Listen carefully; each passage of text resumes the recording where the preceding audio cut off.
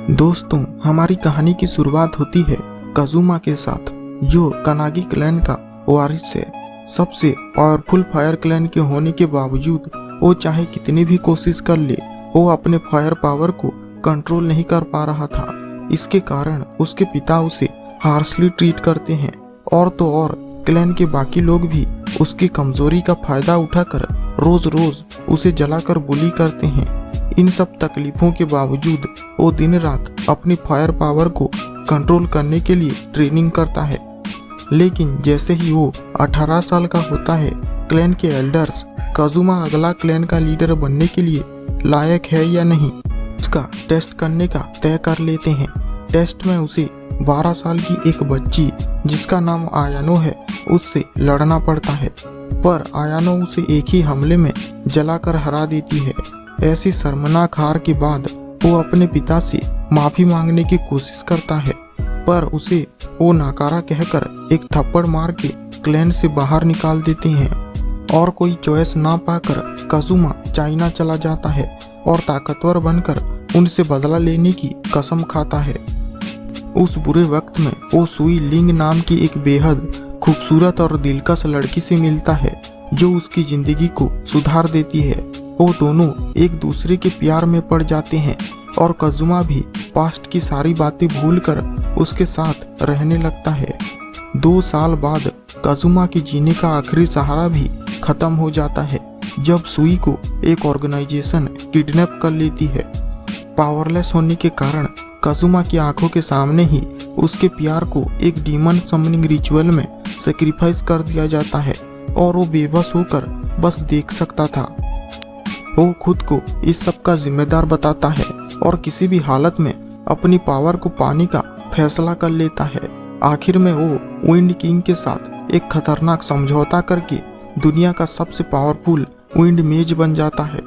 अब वो सुई को मारने वाले सारे लोगों को चुन चुन कर मार देता है, पर उसे पता था कि ऑर्गेनाइजेशन के लोग दुनिया भर में फैले हुए हैं।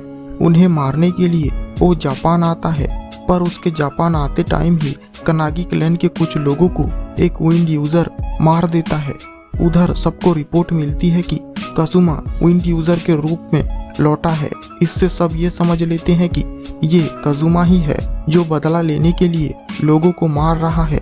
क्लैन के कुछ लोग उसे कैप्चर करने के लिए पहुंचते हैं, पर काजुमा अपने को निर्दोष बताकर कहता है कि अब उसका क्लैन के साथ कोई लेना देना नहीं है। लेकिन वो लोग काजुमा पर फायर बॉल से अटैक कर देते हैं, तो काजुमा भी विंड से अटैक करके उसे रोक देता है।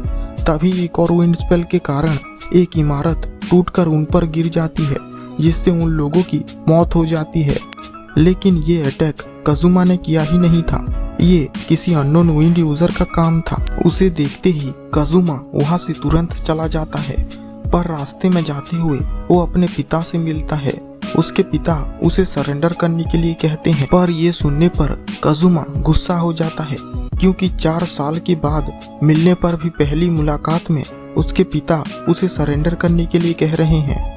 उसके पिता उसे कमजोर समझते हैं और कहते हैं कि वो उन्हें नहीं हरा सकता है, क्योंकि विंड मैजिक में अभी भी उसका एक्सपीरियंस बहुत ही ज्यादा कम है। ये सुनते ही काजुमा गुस्से से भर जाता है और विंड के तलवार से उन पर हमला कर देता है, पर उसके पिता उस हमले को बहुत ही आसानी से रोक देते हैं।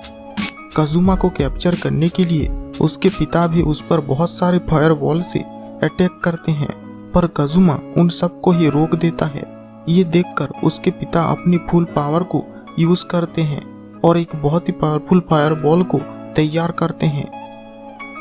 स्पिरिट किंग ऑफ फायर के पावर्स को समन करने की वजह से उनके फायर का कलर ब्लू हो जाता है और अब मजबूरी में काजुमा को भी अपनी फुल पावर का इस्तेमाल करने के लिए स्पिरिट किंग ऑफ विंड के पावर को समन करना पड़ता है।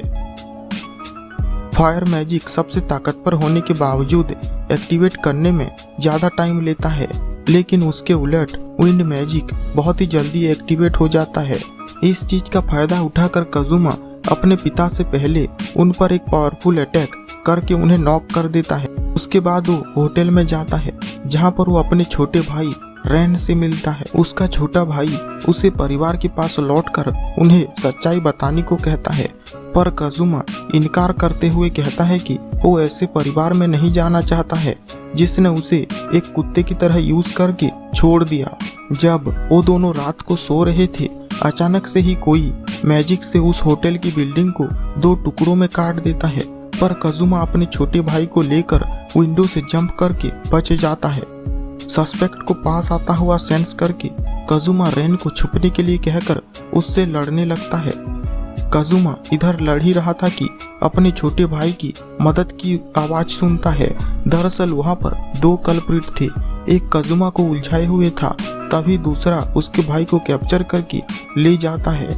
उसी वक्त काजुमा भी उनमें से एक को पहचान लेता है, पर उसके पास अभी भी उसके भाई को ढूंढने का कोई रास्ता नहीं था।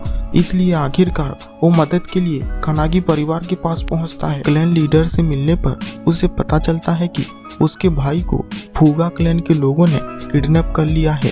फूगा क्लैन एक विंड क्लैन है जो डीमन की पावर्स का यूज किया करता था।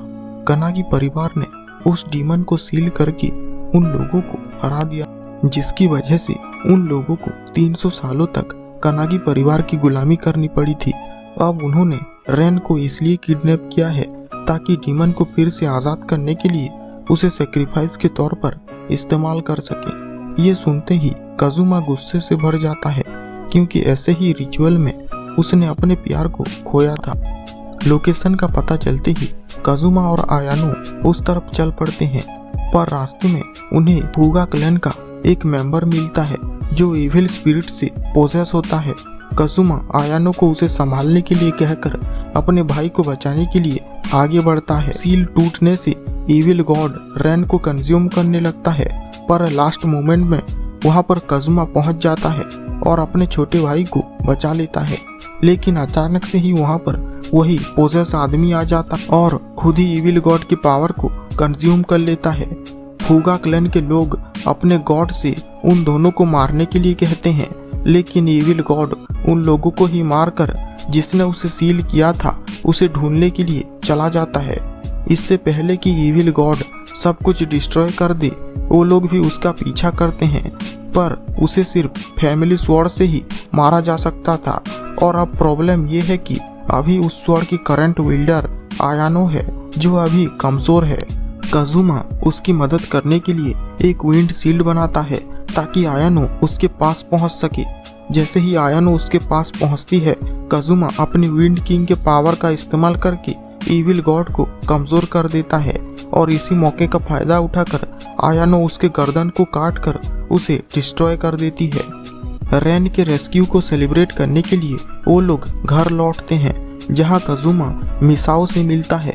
वो काजुमा से अच्छे से पेश आती है, पर मौका मिलते ही धोखे से वो काजुमा पर अटैक कर देती है, क्योंकि उसका भाई उन लोगों में था जो काजुमा को पकड़ने के लिए जाकर मारे गए थे। काजुमा उसके भाई को कमजोर कहकर वहां से चला जाता है। कुछ वक्त बाद काजुमा को एक अजीब खबर मिलती है कि शहर में बहुत से यंग लोग मारे जा रहे हैं। उनकी बॉडी मम्मी की तरह दिख रही है। शहर में उड़ते हुए काजुमा को एक पास के पार्क से इविल एनर्जी महसूस होती है।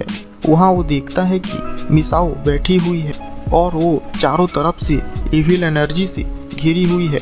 वो बताती है कि उसी ने ही हजारों लोगों को मारकर उनके पावर को एब्जॉर्ब किया है, जिससे वो काजुमा को मारकर अपना बदला ले सके। उसी वक्त वहां पर आयानो भी उस एनर्जी का पीछा करते हुए वहां पर पहुंच जाती है और उसे मारने के लिए तैयार हो जाती है। और इसी के साथ ये एपिसोड यहीं पर ही एंड हो जाता है।